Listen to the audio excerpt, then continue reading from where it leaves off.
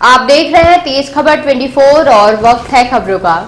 मध्य प्रदेश में डॉक्टरों की हड़ताल की वजह से स्वास्थ्य सेवाएं पूरी तरह से बदहाल हो गई थी।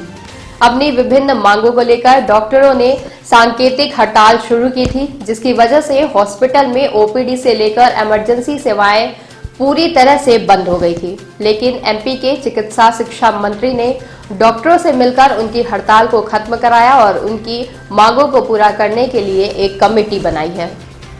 इस कमेटी की रिपोर्ट के बाद मांगे पूरी की जाने की संभावना है। डॉक्टरों की हड़ताल से परेशानी का सामना न केवल इलाज कराने वाले मरीजों को हो रही थी, बल्कि इसका असर पोस्टमार्टम में भी देखा जा रहा था। बताया जा रहा है कि मरचुरी में पड़े शवों का पोस्टमार्टम काफी देरी से हो रहा था। डॉक्टरों की ये 2 दिन का सांकेतिक हड़ताल थी और कहा जा रहा है कि मांगे नहीं मानी गई तो हड़ताल और भी दिन बढ़ सकती है। पर मंत्री विश्वास सारंग ने डॉक्टर्स एसोसिएशन मिलकर एक चर्चा की, जिसके बाद डॉक्टरों ने हड़ताल खत्म करने का निर्णय लिया। प्रदेश भर में प्रदर्शन कर रहे डॉक्टरों की मांग है कि समय मान, वेतन मान सख्ती से लागू हो। इसके अलावा ओल्ड पेंशन स्कीम लागू की जाए। साथ ही साथ विभाग के उच्च पदों पर चिकित्सकों की नियुक्ति की जाए और तबादलों में राजनीतिक दखलंदाजी न की जाए। इसके अलावा सार्थक ऐप की अनिवार्यता समाप्त की जाए और संविदा डॉक्टरों का नियमितीकरण किया जाए। पीएससी के द्वारा नई नियुक्ति की जाए। इन मांगों के साथ डॉक्टर 2 दिन की सांकेतिक हड़ताल पर थे। डॉक्टरों ने हड़ताल करने से पहले चेतावनी भी दी थी। इस दौरान 2 घंटे इलाज बंद करके सरकार से मांगे पूरी करने को कहा था।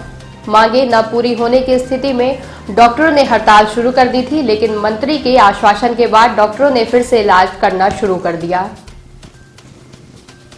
अभी हड़ताल समाप्त हो गई है, क्या आश्वासन मिला आप लोगों को और कब तक मिलेगा ये आपकी मांग?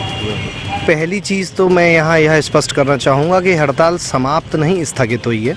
यह आंदोलन जो था समाप्त नहीं हुआ, स्थगित हुआ है। स्थगित क्यों हुआ कि प्रशासन और शासन ने संवेदनशीलता दिखाई।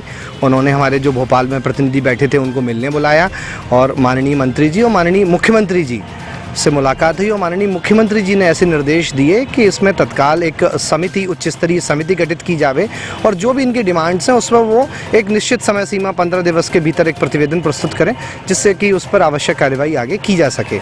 तो इस माननीय मुख्यमंत्री जी के इस आश्वासन के बाद और चिकित्सा शिक्षा मंत्री जी के इस आश्वासन के बाद संगठन ने निर्णय लिया मरीजों के हित में, क्योंकि सबसे हमने सुबह कहा भी था कि हमारी चिंता दुविधा यही है कि मरीजों का कोई नुकसान नहीं हो। और ये बहुत अच्छी बात रही कि इन 4 घंटों में कोई भी अनटुवर्ड इंसिडेंस नहीं हुआ कि किसी मरीज का किसी जान माल का नुकसान हुआ हो।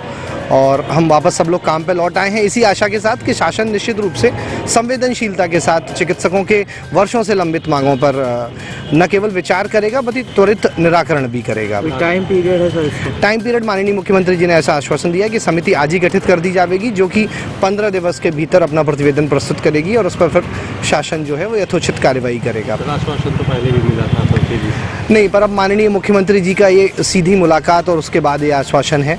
उसके पहले जो आश्वासन रहे वो प्रशासनिक अधिकारियों के स्तर से रहे। माननीय मुख्यमंत्री जी ने समय निकाला और संवेदनशीलता के साथ ये आश्वासन दिया कि निश्चित रूप से इस बार समय सीमा के भीतर होगा। हम चिकित्सक हमेशा इसे चाहते ही हैं कि ऐसी हड़ताल या काम रोको जैसी स्थितियां न उत्पन्न हों, क्योंकि वो कहीं से भी मरीजों के हित में नहीं है। और मरीजों के वृहद हित और माननीय मुख्यमंत्री जी के आश्वासन को देखते हुए हम वर्तमान में काम पर लौट आए हैं और इस आंदोलन को समाप्त नहीं, स्थगित किया है। सर, ये आप लोगों का निश्चितकालीन हड़ताल चल रही है, कलेक्टर कमिश्नर ने आपके साथ बैठक ली है, तो क्या निर्णय आएगा और आगे क्या होने वाला? अब आगे ये हमारे जो अथॉरिटीज़ हैं हमारी बातों को किस तरह वहाँ पे रखते हैं इस पे निर्भर करेगा, क्योंकि ये लोकल लेवल की स्ट्राइक तो है नहीं, प्रदेशव्यापी आंदोलन है।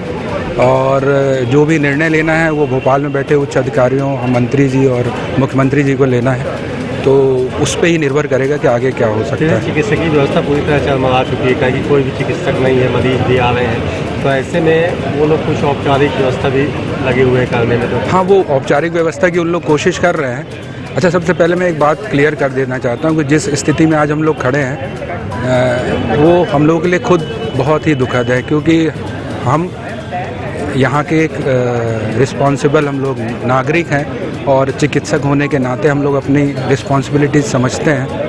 पर पिछले 2 महीने 3 महीने से, और ये जो हमारी मांगे पिछले 10 सालों से उनके सामने रखी जा रही है। फिर हमने पिछले 3-4 महीनों से उन पे कि आप नियमित रूप से उन्हें अपनी बातें पत्र के माध्यम से स्वयं मिलके कोशिश करते रहे कि वो इस बात को समझें और आज की स्थिति ना निर्मित होने दें। इसीलिए हमने 15-16 को काली पट्टी और फिर इसके बाद 2 घंटे का काम बंद कि हो सकता है इस चीज़ों से वो समझ में आएंगे और हमारी बातों को सुनेंगे और आज की स्थिति ना निर्मित हो पाए। पर हाँ जी, उनका ये कहना है कि अभी इमरजेंसी सेवा कम से कम चालू कर दी जाए, ऐसा वो लोग अभी मान नहीं, देखिए मैं एक चीज़ कहूँगा कि एक डॉक्टर के लिए सबसे कठिन है अपने मरीज से दूर होना था, और यही कारण था कि डॉक्टरों की तरफ से डे 1 से ये कोशिश की गई कि ये हड़ताल आज का दिन 17 फरवरी का ना आए। हमने जितना यथासंभव हो सकता था अपने स्तर से इसको विलंब करने की कोशिश की कि और समय दें और समय दें और समय दें, लेकिन हमारा आज भी केवल एक ही प्रश्न है शासन से कि इस स्थिति के लिए जिम्मेदार कौन। हम बिना बताए रातों रात हड़ताल पे चले गए होते, निश्चित रूप से हमारी जवाबदारी होती। जब हम वर्षों से महीनों से लगातार उन्हीं मांगों पर जो वर्षों से लंबित हैं और मांगें यथावत हैं, तो फिर गलती किसकी। तो ये डॉक्टरों के लिए भी बड़ा कठिन समय है, सच में बहुत दुविधा का समय होता है कि हम शरीर से यहाँ खड़े रहते हैं, मन हमारा वहाँ और होता है कि कुछ दुर्घटना ना घटित हो जाए। लेकिन ये सरकार ने मजबूर किया, भाई सारे डॉक्टर एक साथ आए तो कुछ मजबूरी रही होगी कि शासन प्रशासन ने समय लेते संज्ञान नहीं लिया।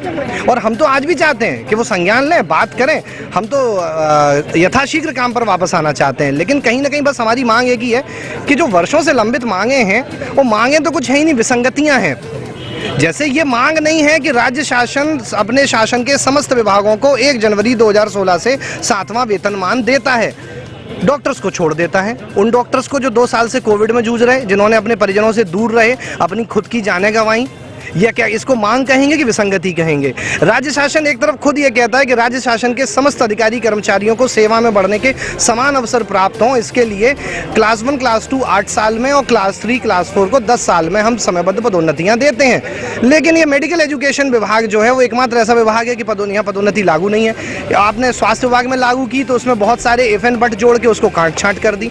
तो क्या हम यदि सेवा में बढ़ने के समान अवसर मांगते हैं तो क्या ये कोई मांग है या विसंगति है?